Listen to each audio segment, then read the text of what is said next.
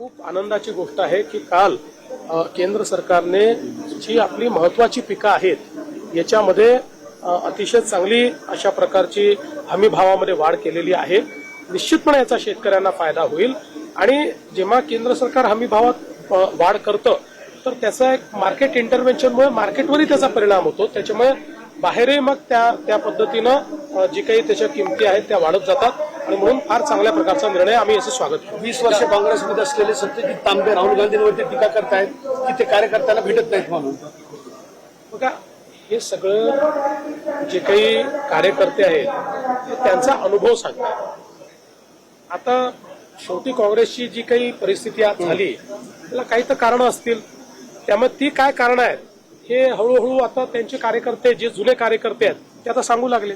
Sir, परभणीच्या विकासाचा अनुशेष बाकी आहे, निधींना पालकमंत्री केले, पण काय आज जाहीर होणार किंवा या प्रश्नांकडे लक्ष देणार? नाही, जाहीर काय, आम्ही आता मेडिकल कॉलेजचं भूमिपूजनच या ठिकाणी केलं आणि आपल्याला माहिती आहे की किती अडचणीतनं ते मेडिकल कॉलेज तयार झालं, ते कशा प्रकारे ऍक्च्युली अमान्य करण्यात आलं होतं। मग आपण केंद्र सरकारकडे पुन्हा गेलो, केंद्र सरकारला ते समजवलं, त्याचं पुन्हा इन्स्पेक्शन केलं, त्याला नंतर निधी आपण उपलब्ध करून दिला।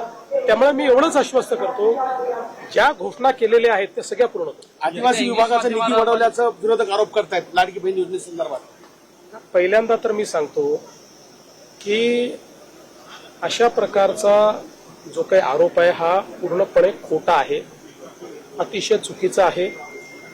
अर्थसंकल्पाची पद्धती ज्यांना समजत नाही अशी मंडळीच असा आरोप करू शकतात। आपल्याला कल्पना आहे की नियम काय आहे, तर नियम असा आहे की आपल्या अर्थसंकल्पामध्ये आदिवासींच्या लोकसंख्येप्रमाणे आदिवासींकरता आणि अनुसूचित जातीच्या लोकसंख्येप्रमाणे अनुसूचित जातीकरता निधी राखीव ठेवावा आणि हा निधी राखीव ठेवताना त्यातला जास्तीत जास्त निधी हा वैयक्तिक लाभाच्या योजनांकरता राखीव ठेवला पाहिजे आणि मग काही स्पेसिफिक इन्फ्रास्ट्रक्चर करता ठेवला पाहिजे।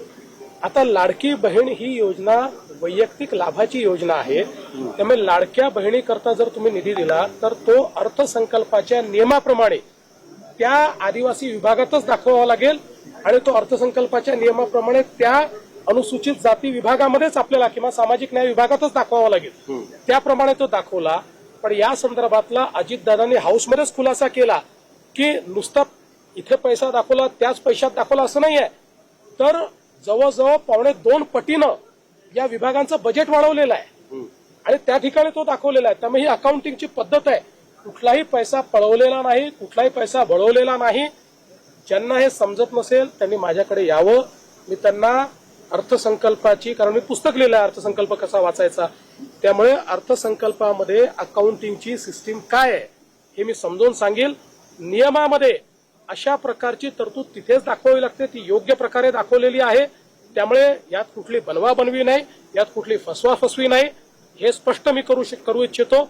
अजितदादांनी योग्य काम केलेलं आहे हे मी या ठिकाणी सांगतो। सर, मे मध्ये अतिवृष्टी होते राज्यामध्ये, नाही असं तुम्ही म्हणाले होते, दोन्ही उपमुख्यमंत्र्यांमध्ये कोऑर्डिनेशन नाही असं तुम्ही असं मी कधी म्हटलं? काय ज्यांना इंग्लिश समजत नाही त्यांना असं वाटतं। सर, राज्यामध्ये पाऊस पडतोय, मोठ्या प्रमाणात नुकसान आहे, मे मध्येच पहिल्यांदा पाऊस पडतोय, तर काय सांगाल सर याच्या नुकसानीच्या संदर्भात? असं आहे की चांगला पाऊस झाला पाहिजे, चांगला पाऊस झाला तर शेतकऱ्याचं भलं होतं, चांगला पाऊस झाला तर खरीपालाही फायदा होतो, रबीलाही फायदा होतो आणि अगदी उन्हाळी पिकापर्यंत पाणी पुरतं आणि म्हणून पावसाचं आम्ही स्वागतच करतो। पण हे खरं आहे की अतिवृष्टी झाली आहे, काही शेतकऱ्यांचं नुकसान झालेलं आहे, ज्यांचं नुकसान झालं आहे त्यांना आम्ही त्या ठिकाणी मदत करू, त्याचे ऑलरेडी स्टँडिंग ऑर्डर्स आम्ही दिलेले आहेत आणि यापुढेही आम्ही लक्ष ठेवून आहोत। बघा, शेवटी वातावरणातल्या बदलामुळे मान्सून हा विविध पद्धतीने येतो, म्हणजे समजा 105% मान्सून आला असं आपण ज्यावेळेस म्हणतो त्यावेळेस अनेकदा त्यातला 50% मान्सून 4 दिवसात येऊन जातो